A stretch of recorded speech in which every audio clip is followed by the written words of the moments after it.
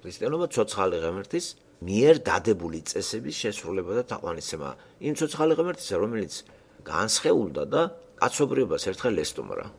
ერთ ისტორიულ გარემოში და დაყო 33.5 წელი სიცოცხლე.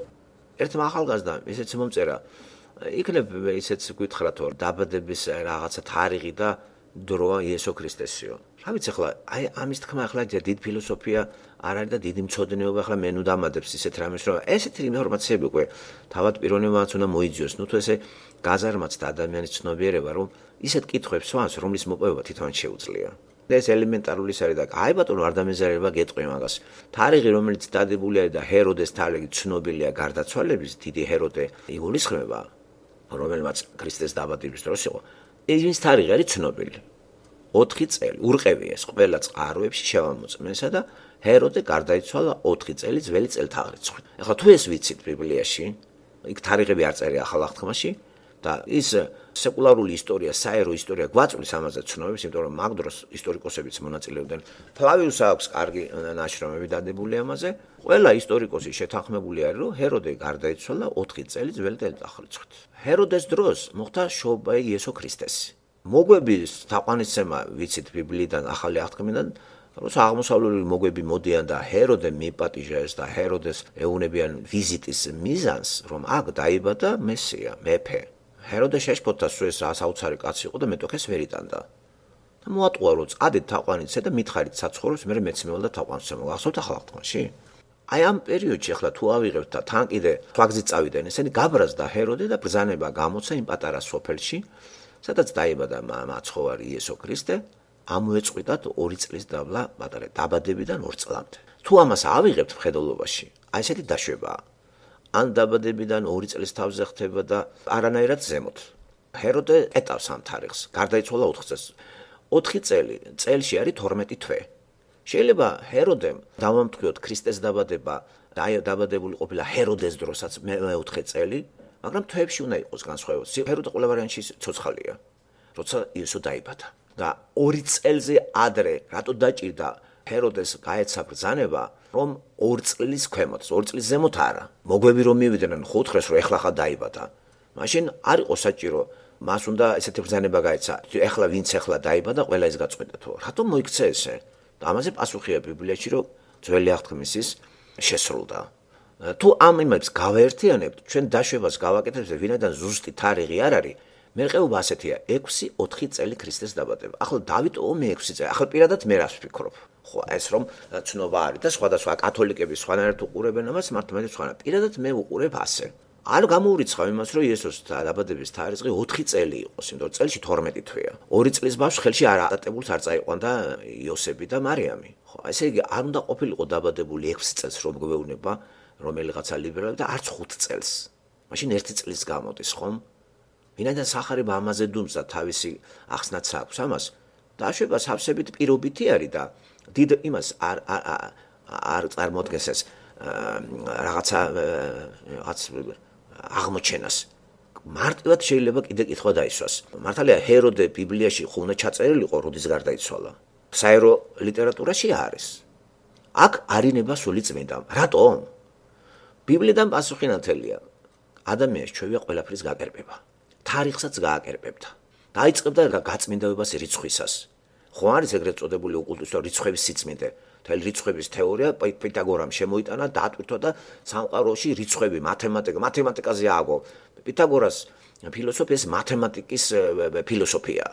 ხო, მის საფუძველში მათემატიკაა. ბევრი რამე სწორად მიაგონა მან, მაგას ეკუთვნის ეგ აი დო რე მი ფა სოლ ლა სე 7 ისისა და თელი რიგი რაღაცები და მაგას ვერ გადავახტებით. მაგრამ რელიგიაში გაყო თავი და სუმთლად მისტიკაში დაუბერა.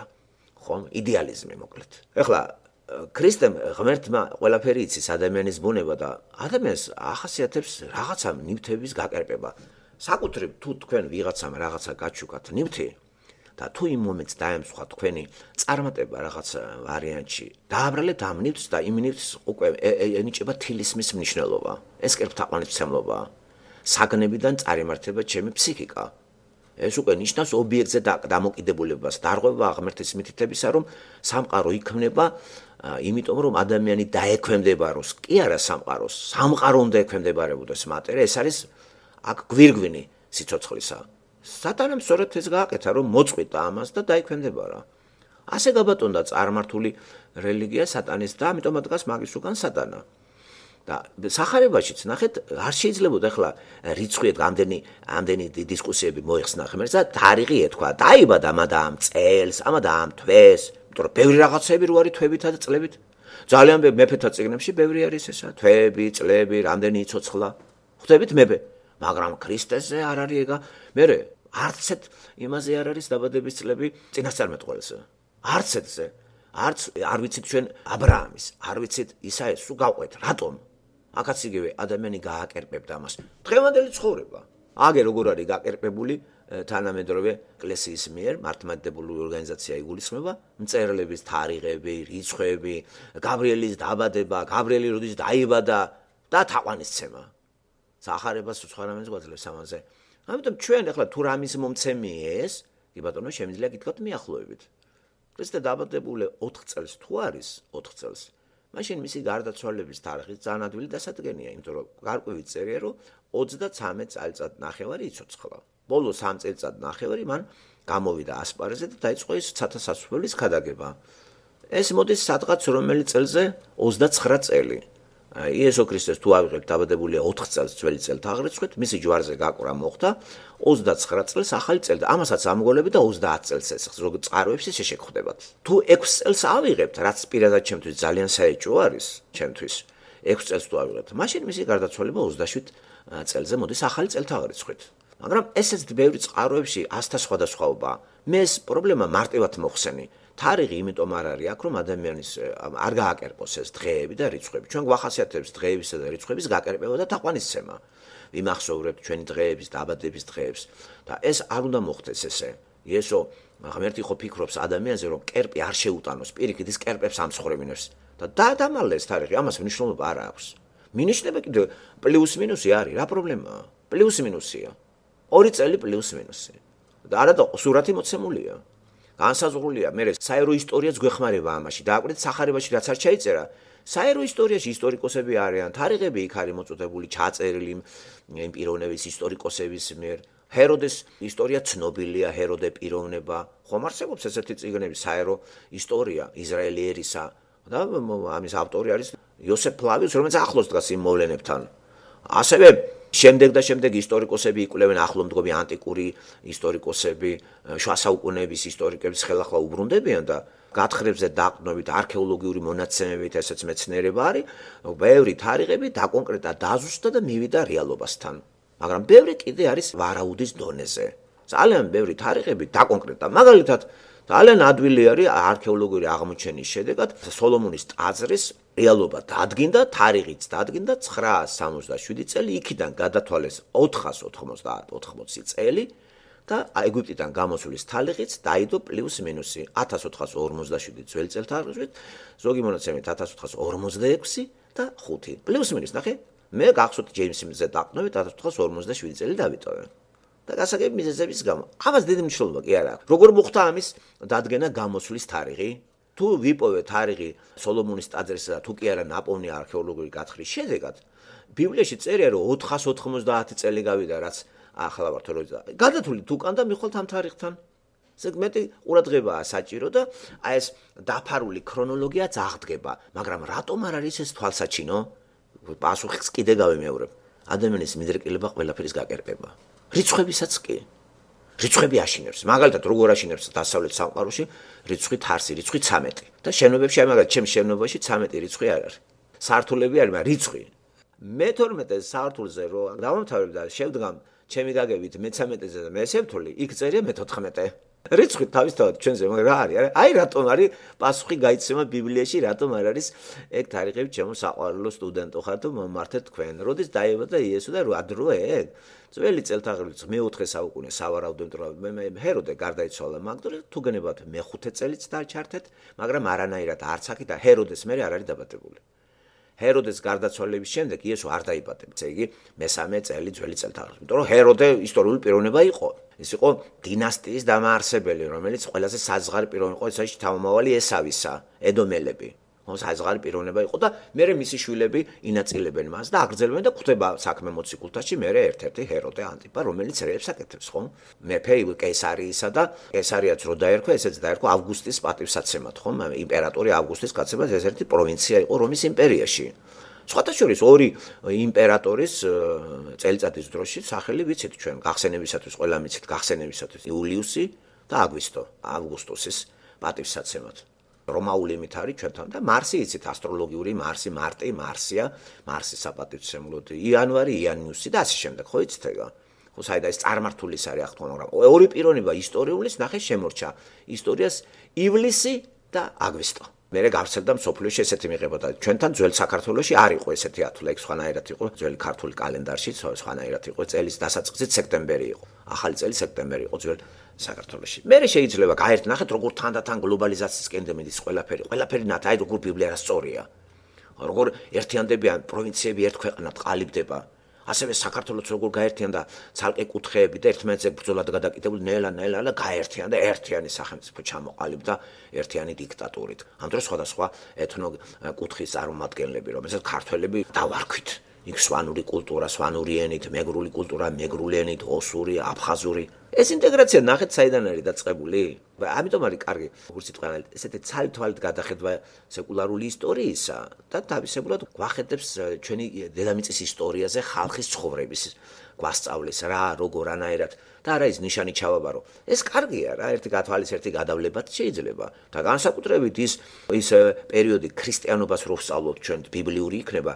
რამდენი ხანის არის გაწელილი და ძალიან ადვილად გინდება ეგეც. მთელი 1600 წელი რო იწერებოდა ესა და საკუთრება ხო უფრო ახლოს ვართ ჩვენ ისეთ პერიოდთან, სადაც უკვე მეცნიერებაც ყვავის და ალექსანდრია ერთ-ერთი ძლიერი ქალაქი იყო, ხო? სამ ქალაქში ერთ-ერთი ალექსანდრია, ანტიოქია, რომი. ეს სამი ძლიერი ქალაქი იყო მაშინ, ხო? ალექსანდრია ცნობილი იყო თავისი ალექსანდრე მაკედონელმა დაარსა ბიბლიოთეკით. ფილიპია, ვიცით, მაკედონია, ფილიპი, ეს იცით, ვისი სახელს უკავშირდება, ეს ალექსანდრე მაკედონელის მამის სახელს უკავშირდება. ეს ისტორია ამას რო გვამცნობს, აღდგება სურათები და შემოდის განცდაში, რომ ეს რეალობაა ყველაფერი ეს. და ამ რეალური გარემოში იესო ქრისტე რო დადის პალესტინა. თუ ეს მითოლოგია არის, დღევანდელი რუკით რო ვიხემწვანო, თვითყვით რომ ფანტაზია ყოფილა ეს. მაგრამ გადის დრო და იცვლება ქალაქის სახელწოდებები. აგერ ქუჩები თბილისში უკვე ის ქუჩები მე რო დავტოვის ქუჩები აღარ არის სახელწოდება. შეიძლება დავიბნე უკვე ის ძველი სახელწოდებები მაქვს მე თავში.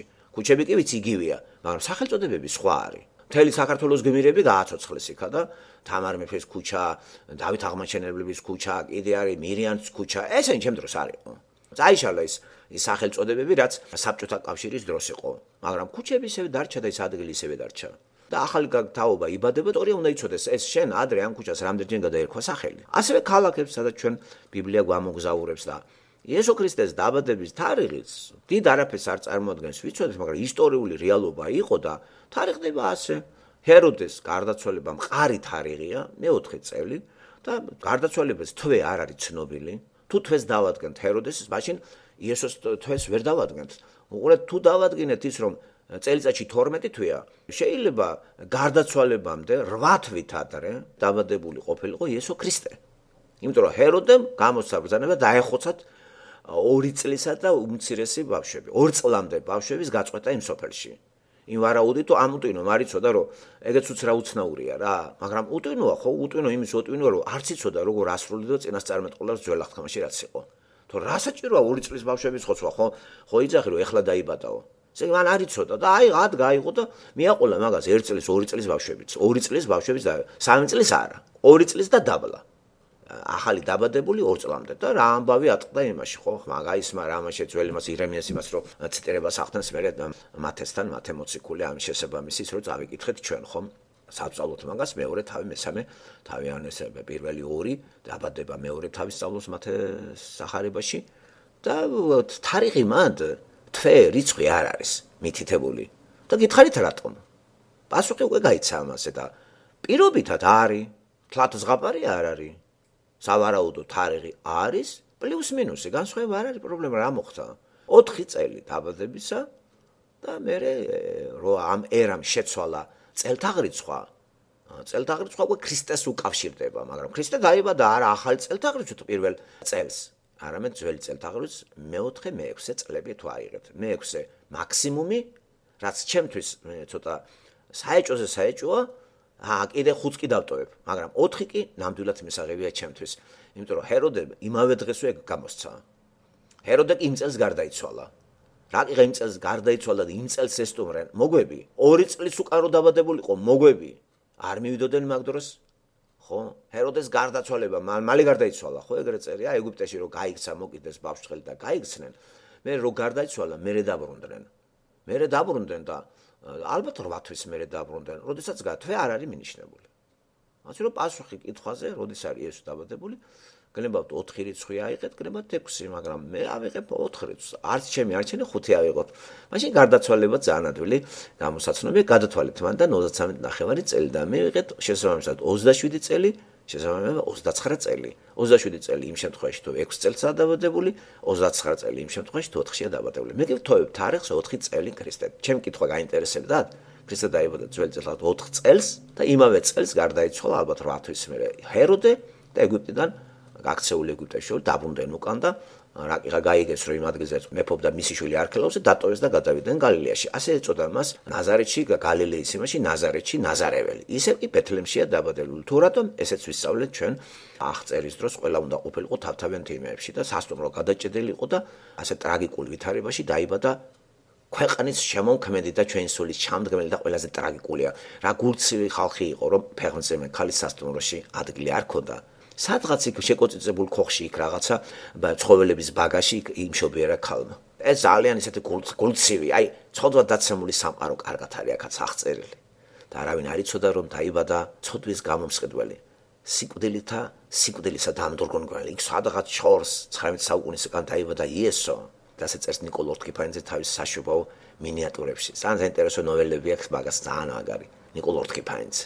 იესო სიკვდილისა დამდრგონელი. მართლაც სიკვდილით მას სიკვდილი დაამარცხა, მაგრამ ეს მოჩვენებით სიკვდილი მისი კი არ იყო ჩვენი კუთვნილება, ჩვენ გვეკუთვნება, ჩვენ უნდა დავხოცილიყავით და მან აიღო, მან იტვირთვა ჩვენი უძლურებანი, როგორც ისაია გადმოგვცეს 53 თავში.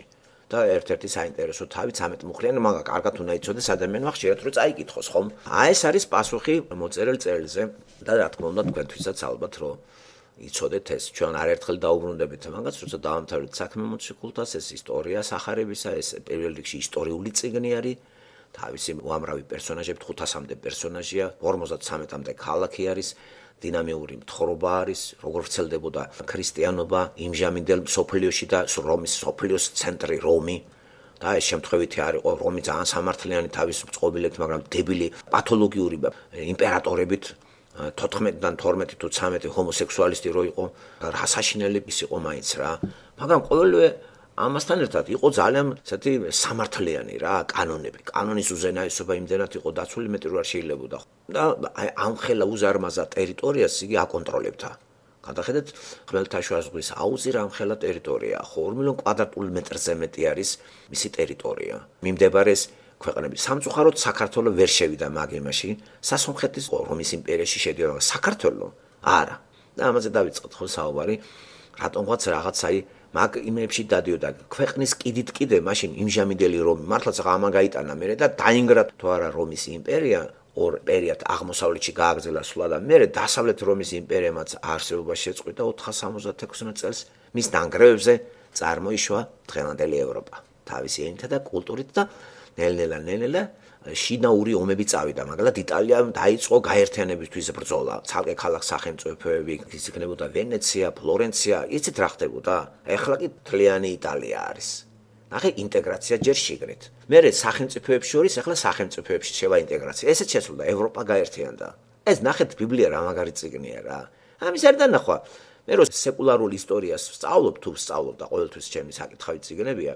ბიბლიურ შუქზე ვსწავლობ, თორე ისე რა თქმა უნდა ახლა კროსვორდში მონაწილეობა მივიღო. და ესეთი წყაროები, კომპეტენტური წყაროები მეხმარება ბიბლიის კარგად შეთვისებაში. როგორც არის მაგალითად კემბრიჯის ძველი ისტორია. ეს არის ყველაზე ავტორიტეტური 14-ტომიანი წიგნი, კემბრიჯის მიერ გამოცემული, სადაც ძალიან კარგად არის განხილული ძველი ისტორია. ესე იგი მოიაზრება მათ დაწყებული ეგვიპტე, ეს ბაბილონი, საბერძნეთი, რომი და ძალიან ბევრი უტრიალებს ამას. ასევე ის ისტორიკოსები, როგორც არის გიბონი, როგორც არის მომზენი, ესეთი ისტორიკოსები გვეხმარებიან უფრო კარგად შეგვიყვანონ იმ სინამდვილეში და დამატებით მე ამ არეალს რო ვსწავლობთ, მე აქ უკვე ის თეორიები რა კულტურა იყო გაბატონებული და რა წიაღში წარმოიშვა ქრისტიანობა. და რა უპირატესობა ქრისტიანობას და რა არის ეს ქრისტიანობა, ვინ არის ეს თეორია, იდეოლოგია თუ ღმერთი მოგესტუმრა. ბიბლია გვეუბნება რომ ღმერთი გესტუმრა. ეს არ უნდა ბერბად გაიგოს. დღეს მაინც ლიბერალურმა თეოლოგიამ თავისი გაიტანა და ყველა ეკლესიებში შეიტანა თეორიული ლიბერალური გაგება, რომ იესო ქრისტე არ იყო ღმერთი. იყო ადამიანი. მორალური, კაი ტიპი და თუ მორალური და კაი ტიპი იყო, რატომ მოიტყვა მე ღმერთი ვარო? მაშინ არ გამოდის კაი ტიპი. ესე იგი იესო ქრისტე ღმერთია. რატო არ გინდა მიიღო? გასაგებია რატო? ცოდვილ ბუნებას არ უნდა დაბადება. ვერ მიატოვებს იმ შეყვარებულ ცოდვას, იმ სხეულს, რომელიც აი დროს ტარებაზეა, გრიალზე არის და ამით სულ სიწყმიდავს. ამიტომ ვინც არ დაიბადება, სათასაცვლელში ვერ შევა იესო ქრისტემ თქვა. ამიტომ ქრისტიანობა რა არის? ახალი ამბავი დაბადებაზე, უჩვეულო დაბადებაზე. სული წმინდით ხდება ადამიანის დაბადება. როგორ? საიდუმლოებით არის მოცული, მაგრამ ნაყოფი კი დევს შენ წინ და ნაყოფით შეიმეცნებ, რომ შენ ახალი ადამიანი ხარ. აზროვნება სრულიად იცვლება, მაგით ხვდები, ხო, აბა ფიზიოლოგია არ იცვლება, სისხლი არ იცვლება, სხეული არ იცვლება. ისევ სხეულია ჩემთან, რომელიც არის, ასე იყო პავლე. პავლე გარეგნულად არ შეცვლიდა. ხუჭუჭი თმები არ ამოსულია. ცნობილი მხატვრები ხატავენ პავლეს მოციქულებს, დიურერს აქვს ნახატი და არა მარტო დიურერს, აი ეს გერმანელს უფრო კარგადაა 4 მოციქულის, რენესანსის მხატვრები როგორც ჩრდილოეთში, ისე სამხრეთში ბიბლიურ სიუჟეტებს წარმოაჩენდნენ ილუსტრაციის ფონზე და ყოველთვის როცა დაახედავთ ამ სურათებს, თქვენ ნახავთ რომ როგორ ხატავს მაგალითად გოლბეენი იქნება ეს თუ ლუკას კარანახი და ასე შემდეგ ნახატებს და როგორ არის წარმოჩენილი. პავლე ყოველთვის არის შეთხელებული თემებით, წინ მელოტი, გაცვენილი თემებით და პეტრე უფრო თმიანი და ჯმუხი და ესეთი ბიბლიდან ესე აიღეს, მაგრამ ახალი აღთქმაში პავლეს პორტრეტი არ არის გადმოცემული. ხო, რატომ გასაკნეს ეს არ ვიცი, მაგრამ ნახატებში რომ კარგად გაერკვეთ და რაღაცა რომელია პავლე, რომელია პეტრე, ეს რაღაცა სიმბოლურად მხატვრებმა მოგვაწოდეს ესე. თუმცა ამას მნიშვნელობა არ აქვს, რატო თქვი რომ შეიცვალა, თემები არ ამოსულია მეთქი. არც კიდე ესეთი კონთმაგარი გახდა უცებ. ფიზიოლოგიათ ისევ ისეთი იყო. ყველა აბსოლუტურად ფიზიოლოგიური, ფიზიკური, არც იმაღლეში მომატებულა, არც დაკლებულა, მაგრამ შიგნით რაღაცად მოხდა. მან იმ გვამში, რომელიც ადრე სხვა იყო, მოთავს და სხვა. აზროვნება შეცვალა. ამიტომ ეს არის ახალი ამბავი. ამდგარი იესო ქრისტე რომ არ შეხვედროდა, ის დაბადების იმაში ვერ შევიდოდა მდგომარეობაში. და იქნებოდა ძველი რჯულის დამცველი კაცი, ძველი კაცი, რომელიც ძველი რჯულის კანონებს იცავს და ვინც ამას ეწინააღმდეგება, იმას დაძლებდა ეგა ჯოხით. ასე რომ ახალი ამბავი რა არის? ახალი ამბავი არის მადლით გადარჩენა. შესაბამისად, ის ტვირთი ჩამოხსნა ღმერთმა, რომელიც არის გაუთავებელი მსხვერპლ შესაწირავები, მღვდელთან მისვლა, წივილ კივილი რწმენაში დარჩა და მოსულამ ეს გააუქმა, ცერემონიალები გააუქმა, მორალი გადმოიტანა. ახალი ადამიანს, იმიტომ რომ იმ მორალს ძველი ადამიანი ვერ ასრულებდა. ერთ დაარღვევდი, დამრღვევი ვიყავი ყველასი. ამიტომ მუდმივი ცოდვის დამადასტურებელი შესაწირავები უნდა გაგეკეთებინა და ამით რწმენაში რჩებოდი, რომ შენ ხარ ცოდვილი ადამიანი და გჭირდება გამომსხირველი. აი ამ რწმენაში გარდაცვლილები ყველა აღდგება იესოსთან. და როცა უკვე იესო მოვიდა, ჩვენი ცოდვა რაკიღა მან მოხსნა, მე აღარ ვადასტურებ ჩემ ცოდვილ ბუნებას შესაწირავებით, რომ თავი ისე ვიგრძნო ცოდვილ ადამიანად. ღმერთმა ცოდვა აიღო ჯვარზე, აი რა მახარებს მე და გამანთავისუფლა რიტუალებისაგან, ცერემონიალებისაგან და მორალი, რომელსაც ვერ ვასრულებდი ძველ აღთქმაში, ეხლა ახალი ადამიანი ყოველგვარი მითითების გარეშე შიგნიდან ისასრულებს და სხეულს ის იმორჩილებს, რომელსაც მინდრეკილება აქვს პარვისკენ, ამაძაღლობისკენ, ცილის წამებისკენ და ადამიანის გაუბედურებისკენ. ახალ ადამიანს ეს სურვილი აღარ აქვს. ხორცს აქვს და ეს ახალი ადამიანი ხორცს ათვენიერებს, ამოზდებს, ალიკავს და ამ ბრძოლაში არის ქრისტიანი. ხორცის ებრძვის და გამარჯვებით ამთავრებს, რამე თუ ეს ხორცი, რომელიც დაქვემდებარებულია ამ სულიერ ადამიანზე, შეიცვლება ადეკვატიური შესატყვისი სხეულით, რომელსაც ქვია ახალ აღთქმაში განდიდებული სხეული. ესე იგი, ქრისტიანული მსოფლმხედველობის თანახმად აღდგომა გარდაუვალი პროცესია, ხორციელი აღდგომა. სხეულებრივი აღდგომა, რაც მანამდე ანტიკურ სამყაროში ეს გაუგებარი იყო, სულის უკვდავება იცოდნენ, მაგრამ სული მათთვის აბსტრაქტული რაღაცა ფენომენი იყო, სადღაც აბსტრაქტულ ფენომენში და ქრისტიანობა მაგ ყველანაირად რეალობა შემოიტანა. აღდგარი გარდაცვლილი ადამიანი განდიდებული სხეულით აღდგება და იქნება იმავე ფორმით, უფრო ლამაზი და უფრო ეხლა ჩვენ ნებისმიერი წუთში და ნებისმიერ საათში და წელიწადში ჩვენიც ფორმები იცვლება. ის ფორმა არ აქვს 18 წლის რო ვიყავით, ის ფორმა არ აქვს 2 წლის რო ვიყავით. ფორმები იცვლება. სახეზე ენტროპიაა. ძალიან მაღალ დონეზე. ეს ხომ საშინელება არის. ამიტომ საჭირო იყო განახლება. და განახლება ამისი თუ არ მოხდა, რა თქმა ეს რელიგია და ცერემონიალები. რა თქმა სადღაც არის იქ ადამიანის ზღაპრებით ვიყვებოთ? ქრისტიანობა ზღაპრებით ყვება კი არ არის, რეალობა არის. და ამიტომ ქრისტემ გაგვანთავისუფლა და ამ ცერემონიალებს რო კიდე გადაყვა საქართველოს მართლმადიდებლური ეკლესია დამრევლი. ამით გადარჩებით თქვენ საწყალებო? მორალს არავინ არ იცავს და ამ მორალს რო დაუცველობის გამო რო ჩაიდენენ რაღაცას გარბიანისებს ზიარებაზე ახსარებაზე. სულ ამის იმაშია საწყალი ქრისტიანი და მე მაინც მერე თუ გარ მილოცე ჩემზე მამაო. დავადება არ გინდა კაი ადამიანი რო იყო. ქრისტეს გარი შემოსროლ ვერ გაგეთ. ვერანაირად. ამიტომ აი ამას შეუტია როგორც ადრე თქვი სატანამ და დიდი დარტყმა აქ მიაყენა და ლიბერალური თეოლოგიის დამსახურება ეს არის. ადამიანი დატოვა ისეთი როგორიც არის და წესებისა და კანონებს დაუქვემდება. ამ ხრივ ლიბერალური ეკლესიები სეკულარული მთავრობის კანონებს არაფრით არ გაცხადდება. რასაც გვეუბნება სეკულარული სასამართლო საკონსტიტუციო მუხლები, იმას გვეუბნება ეკლესია. ეკლესიაც ამართლებს ჰომოსექსუალიზმს უკვე ძალიან ბევრი ეკლესია. ამართლებს ყველანაირ იმებს უკვე. აკრძალვები აღარცად აღარ არის. უკვე ლიბერალური იმაში ძალიან ბევრი ლიბერალურში. აი ესე შეერწყა რელიგია სახელმწიფოს, რითაც დარღვეულია კანონი. არ უნდა იყოს შერწყმული. ქრისტიანული პრინციპები გაყოფილი უნდა იყოს ქრისტიანები, ქრისტიანული სამყარო კეისრისაგან, მაგრამ უნდა ემორჩილებოდეს კეისრის სამეფოს, ვიდრე იქამდე სანამ კეისრის სამეფო არ ეტყვის დაგმე იესო ქრისტე. თუ აი ესეთ პირობების წინაშე დადგა, იგი ქრისტეს ირჩევს. ეს გააკეთა პოლიკარპემ, რომელიც 86 წელს სინდისიერად მემსახურე ეს რატო დაუგმოესაო და გადაისროლეს ციხეში დაიწვა. ისტორია ამას ადასტურებს ჩემოკარგება. ნახეთ ადრინდელი ქრისტიანები როგორები იყვნენ. დღეს რომ ესე დააყენოს საკითხი, აღარავინ არ იქნება ქრისტიანი, ჯერთი არც არავინ არ არის ქრისტიანი ჩვენთან. პლანეტას რო გადახედავთ, გავუცდებით 4 მილიარდი ქრისტიანიდან ერთმანეთზე გადაკიდებული ხალხი არის, ხო? და აღრეული აქვს ყველაფერი. ლიბერალიზმი ეს გააკეთა. ნახეთ როგორ შეერწყა, აი შერწყმული არის, ხო? პროტესტანტული ეკლესიები ლიბერალური იმ მოცემულობას, რასაც გვთავაზობს სახელმწიფო კანონები. არის ხო ანას მოწევა, რამე არაფერი პრობლემა არ არის. ჰომოსექსუალიც დადეს ეკლესიაში, პლანის მწეველიც დადეს ტოტალურად. არ გამოდიან ამის იმით, იმიტომ რომ ლიბერალიზმი რა არის? ჰუმანიზმზე ლიბერალიზმი ნიშნავს ღმერთი არ არის ქრისტე, არის ადამიანი და ადამიანი კიდე ახლა წესები დავიცვათ რაღაც ესეთი და ცოტა ადამიანურ დონეზე დავადგინოთ წესები. რეფორმაცია განიცადა, ხოლოდ ნეგატიური გაგებით ქრისტიანულმა ორგანიზმმა. ამიტომ ეს ეკლესია არ არის. ეკლესია თავად ქრისტე არის და მორწმუნე მისი ნაწილი არის თუ შეიძლება ასე ითქვას. ეს კი ღმერთმა იცის, თვითონ არის ეკლესიის თავი. ეკლესიის ტაძარის ხეული მისია მანიცის ვინ არის თავისი შვილი და ეს ერთჩვენე დღეს ყველასთვის საჩინო იქნება.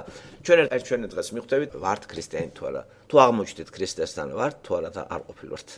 ამიტომ რო არ მოხდეს ესა, ცოტა უნდა ვიფიქროთ ხანდახან ამაზე და თავს ნუ ვიტყუებთ კათოლიკურ იმებთან რაღაცა რიტუალებში. თავს ნუ ვიტყუებთ სანთლების ანთები, დღეს ამის დღეა, იმას გილოცავთ, ამას. ამ დროს სეკულარული იმაში დასაბმელი კაცი ხარ. გაგვათავისუფლა იესო. მადლით ვართ გადარჩენილი, მადლის ეპოქაში ვართ, სულიწმინდის აქტიურობა არის, დაბადებაზე რატო არ უჯერებთ? მასიურად რო ყველას ეს დაგვეჯერებინა. უფრო კარგი იქნებოდა ერთი თაობა, მაინც 60-ში იცხოვრებდა. მეორე თაობა თუ მიიღებ და ისეც გააგრძელებდა ამას. ვინაიდან ადამიანს ეს უჭირს იმის გამო, რომ სატანა არ არის დაბორკილი, ღმერთმა გვითხრა ეს მარტო დატოებულია თავისუფალი ნების, აი ადამიანმა უნდა იწამოს და ასეთებს გამოარჩევს მერე და ერთ ადგილზე გადაიყვანს. დანარჩენებს იქით გადაყარის. მანამდე კი ითესოს ნაყოფი. თესლი ღვთიური სიტყვის მთესველმა თესოს და თხილად იყოს რას თესავს და ნუ დავიმსგავსებით იმ ადამიანებს იესომ რო თქვა გზის პირზე დათესილები კლდოვანზე ეკალბარდებში და პოხიენიტაზე დათესილი თესლი ძალიან ცოტაა უკვე ესე იგი პოხიენიტაზე ის იგავს რო იცახეს ეკლესიები უკვე თითზეც ჩამოსათვლელია ისეთ ქვეყანაში როგორც ამერიკა სხვაგან არსად აღარ არის ევროპამ თითი დაგვიგა ბაი გითხრა ქრისტე იქ სხვა რაღაცა პოკლომე იქ თეატრში გადავიდნენ. ისევ ჯერ ერთი ქვეყანა ვიცემი ამერიკის შეერთებული შტატები, რომ აქ მოიძებნება ქრისტიანული ეკლესია. მაგრამ მოიძებნება, უნდა ეცებო. ადვილად ვერ შეხვდება. სხვა სახელმწიფოებში ეს აღარ არის. აღარ არის რუსეთში, არ არის, თქვათ, ევროპის ქვეყნებში, არ არის საქართველოში ეგ. ამ სახელმწიფოში არის ესეთი ეკლესიები. მან თუ არ არის, მასად არის ინდივიდუალურად ქუჩაში ახლა ვინ მოძებნო იტალიაში, ვინ მოძებნო თბილისში მე. არიან ინდივიდუალურად, მაგრამ ეკლესიები არ არის. ოფიციალური ეკლესიები ხო არის, მაგრამ არ არის. ან ლიბერალიზმია იქით და გამოთაყვანება.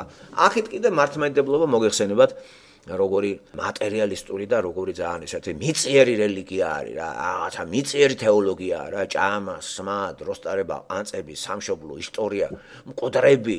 ამიტომ ეგენი მყრალმადიდებლები უფრო არიან, რასაც ყველაფერი ვადაგასულია იმას ადიდებენ და ქრისტეს დიდებას მან ვერ გაიგებთ. არა და ქრისტე უნდა განადიდოთ, რომ სიკვდილი ამა დაამარცხა. მაშინ აღმდგარი ადამიანები შეხვდებიან იესოს განდებული სხეულით და გაგრძელდება შეწყვეტილი ზუსტად სიცოცხლე სატანამ რო შეწყვიტა, გაწყვიტა და გვაშორა და დიაბოლოსის სწორედ რო ნიშნავს გამთიშველს. ქართულად რო ეშმა გამთიშველი ერთ-ერთი სახელი კიდე ამის არის გამთიშველი. რისგან ადამი და ღმერთი გათიშა ერთმანეთისაგან. და ღმერთი ამას თვალყურს ადევნებდა და თავის ქმნილებას არ აუკრძალა ეს. არჩი შენი სურვილია, ტვინი არა გაქვს. დღესაც ესე ვართ ჩვენ. ტვინი არა გვაქვს ავარჩიოთ ქრისტე ვიროვნება მივიღოთ თუ მღვდლების მიერ შემუშავებული კანონებით სანთლები ვანთოთ, გიჟი პეტრებივით და დავკიდოთ ხატები და უყუროთ იმას მირონი გადმოდის თუ არა. და რა მე რო გადმოდის მირონი, როდის იყო ხოლმე მატერიდან რამე გადმოდიოდა. გამორიცხულია თუ ღმერთი არ ჩაერია. ღმერთი რატო ჩაერევა თავის სიტყვას და არღვევს? შეწყვიტა ყველაფერი. დღეს არც ერთ პასტორს არ შეუძლია გააკეთოს ის რაც აკეთებდა პეტრე და პავლე. რაც არ უნდა გენიოსი იყოს, რაც არ უნდა ზეპირატოს თელი ბიბლია და იყვნენ ესეთი ხალხი. ვერაფერს სასწაულს ვერ ახდენ და არტო ლოცვა დაგვიტოვა. ილოცე ღმერთი გააკეთებს. გააკეთებს, არ გააკეთებს მასია დამოი. შენი არის კონტაქტი ლოცვა. თუ რეალობაში ღმერთი არ არის, როგორ უნდა ილოცო და დაელაპარაკო აზრებში. რაღაცას თხოვ, გახედო სამყაროს მადლიერი იყო მისი შექმნილი სამყარო, აი რო ხარ კიდე და კიდე დღე ერთი დღე კიდე მოგცა, მეორე დღეც კიდე მოგცა, მესამე დღე 10 წელი 20 87 წლამდე მიგიყვანა, რა გააკეთე? აი რა, არაფერ აღმოჩენ არაფერ არ გაიკეთებია. ფიქრით სულელური ქონია მუდამ, წუთის სოფაზე მუდამ ფიქრობდი. კარიერებს ამთავრე, რაც საწამოგეწევა სიკვდილიცი. ჩაგეფუშება ყველაფერი. ძალიან ბევრი ჩაეფუშა. სადღაც სიკვდილი წამოეწია, ვთქვათ, მეხუთე კურსზე, მეოთხე კურსზე, ასპირანტურაში, მე სამუშაო დაიწყო, მაშინ წამოეწია. გადაყრილია ყველაფერი. ამიტომ თავარი არ დაგვავიწყდეს თავარი არის სწავლება ინსტიტუტებში. თავარი შენი ასარჩევია და ის თავარი შენ წინაცა დგას. წიგნი ყველას აქვს. გაახედე აგერ მზეს, დედამიწას, როგორ დაშლიგინობს კოსმოსში. არ გეშინი, ჩვენ მზივართ თვითფრენავზე.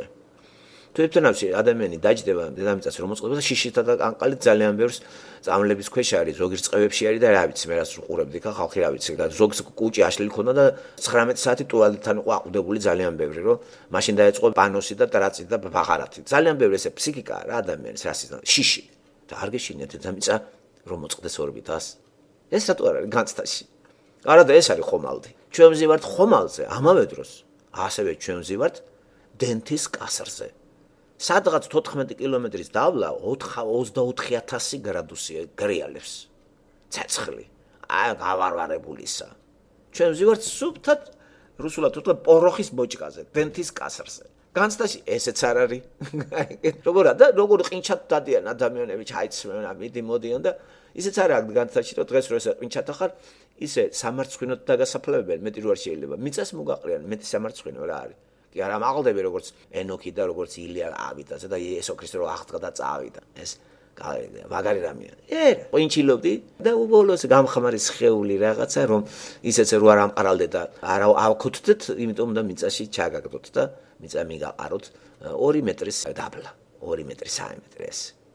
ერთი პატარა რაღაცა ადგილს მოგიზომავენ. ასე მთავრდება ადამიანის ძალიან ყინჩი ადამიანის მიწის პირზე ყვინტილი და კონტროში.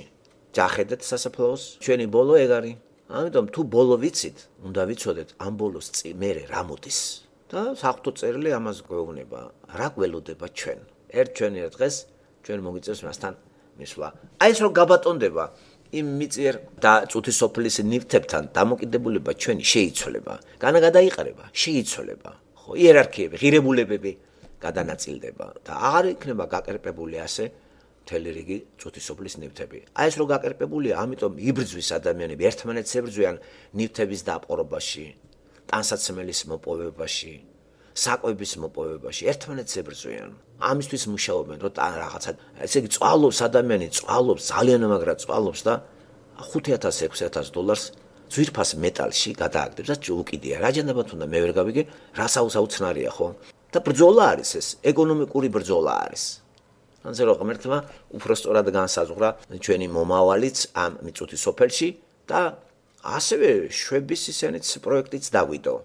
თუ მას გავყვებით ამ უსიერთყეში იმ ბილიკებზე, რომელსაც იესო იმის გზას დავადგებით, იმიტომ რომ მან თქვა მე ვარ გზა, ჭეშმარიტება, სიცოცხლე. და ამიტომ არის ღმერთის სიტყვა 118 ფსალმულის თანახმად, რომ აი, ჩემი ფეხისთვისო, ნახე, ბილიკი, ესე იგი რა არის, სანთელია, შენი სიტყვა, ესე იგი ღმერთის სიტყვა მინათებს გზას და მაგარი რამეა და ჯული რომ არ ყოფილიყო ჩემ და იმე და დავიღუპებოდი ჩემ ცოდვებში, ისე 118 ფსალმუში ეს ასევე სიტყვა შენი გოლეულივით ტკბილია, გოლეული თაფლია ძველ ქართულში. სასაზე რა ისეთ რაღაცები წერია გაუცდებით. ესე იგი ჭკვაშიშლი კაცი ჩაწერილია, ვინმე პოეტის, გვატყუებს. აი ესე ამ ლიბერალებმა ასე მოიტანეს რომ ჩამოვიდნენ იესომ და თქვას, ესეც იყო ერთი ჩვეულებრივი კაცი, უბრალოდ გონიერი ადამიანი, ჭკვიანი მორალის ქადაგებელი. მოკლედ იესო ქრისტე დაამსახეს ეთიკის რაღაცა პროფესორად. სულ დაამიწყოთ რომ ეს ღმერთია და ცოდვის გამომსყიდველი არის თითოეული ჩვენთაგანისა, რომელიც ცოდვისა გამო ჩვენ ასეთ ჯოჯოხეთში ვცხოვრობთ.